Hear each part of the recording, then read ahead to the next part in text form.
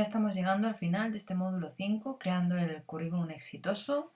Llega la parte que más trabajo le cuesta a la gente, la parte que es más difícil de cumplimentar, sobre todo si me estás viendo de España, que es lo que es el punto débil que tenemos. Los latinoamericanos, por ejemplo, o en Latinoamérica, estamos habituados a venderse, a saber poner en valor su trabajo.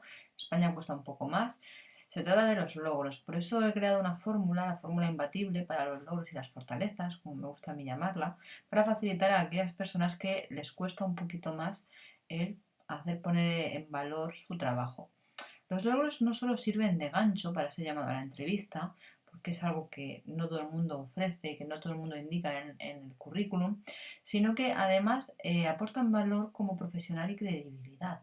Es importante no más de dos, tres líneas por logro, porque la clave está en que te llamen a la entrevista, en explicar los detalles en la entrevista. Hay que dar el suficiente nivel de detalle para que entiendan que ha sido un logro y que ha sido gracias a ciertas habilidades, conocimientos, etcétera, pero no tanto como para que luego en la entrevista no tengas nada que contar.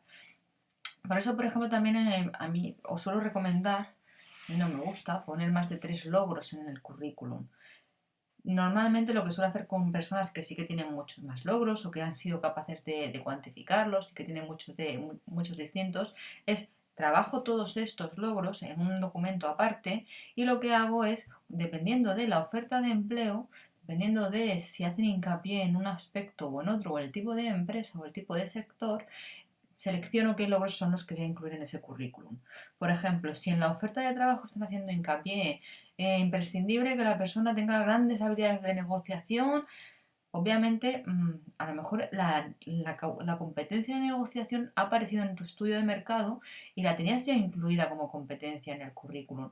Pero a lo mejor los logros que habías puesto no estaban relacionados con la habilidad de negociación. Si tú has redactado todos, puedes seleccionar aquellos que estén más directamente relacionados con lo que para ellos es tan imprescindible, que irá directamente ligado con algún problema que hayan tenido a la hora de seleccionar personal o a la hora de trabajar con clientes o con los trabajadores de la propia empresa, por lo tanto están pidiendo eso, ¿no?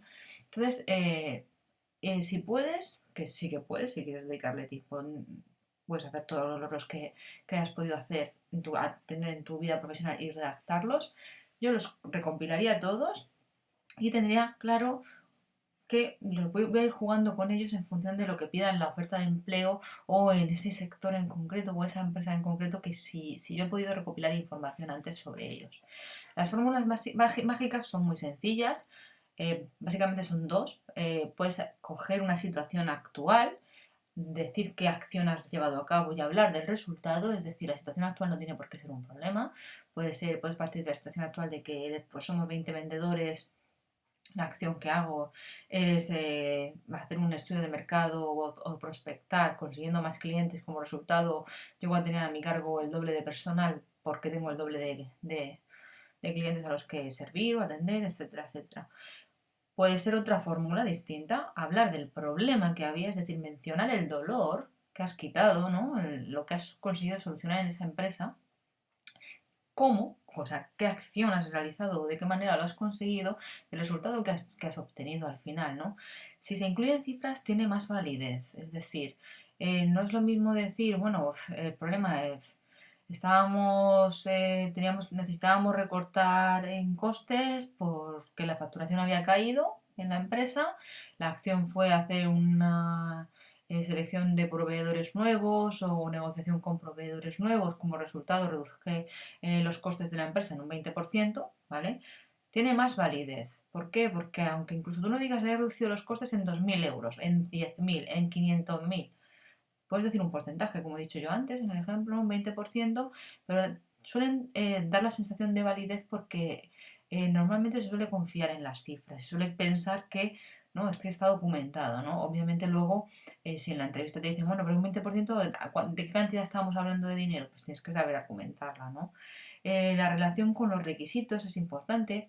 Normalmente los logros, y sobre todo tenemos que utilizarlos para hacernos vender como que somos el candidato ideal, como que nuestras fortalezas están en lo que ellos necesitan.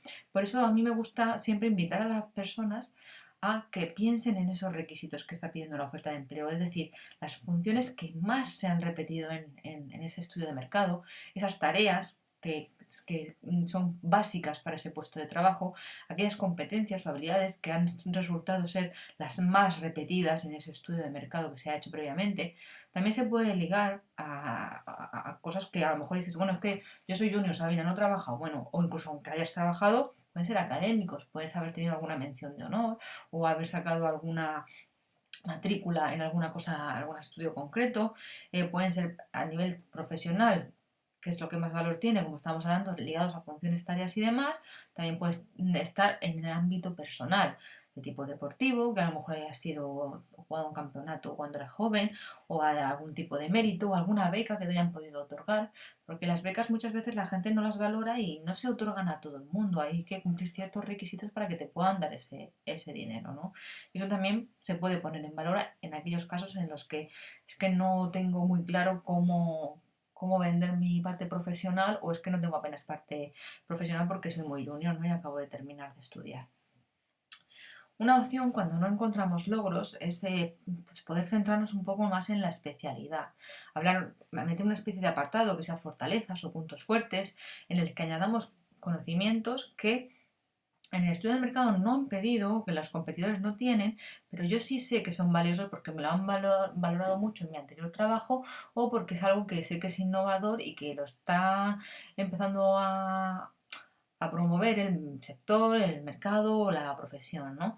Algunas habilidades o competencias que pueda tener adicionales, como ya mencioné anteriormente, un software que yo manejo y otros no, por ejemplo, también se puede recalcar como alguna especie de fortaleza, herramientas que sé utilizar y otras personas, por ejemplo, a lo mejor no lo han indicado en el currículum, idiomas, los idiomas también pueden ser fortalezas, obviamente, porque me permiten, si es una multinacional, dar un servicio y trabajar en distintos países o en distintos o desde el mismo país, pero para distintos clientes, ¿no?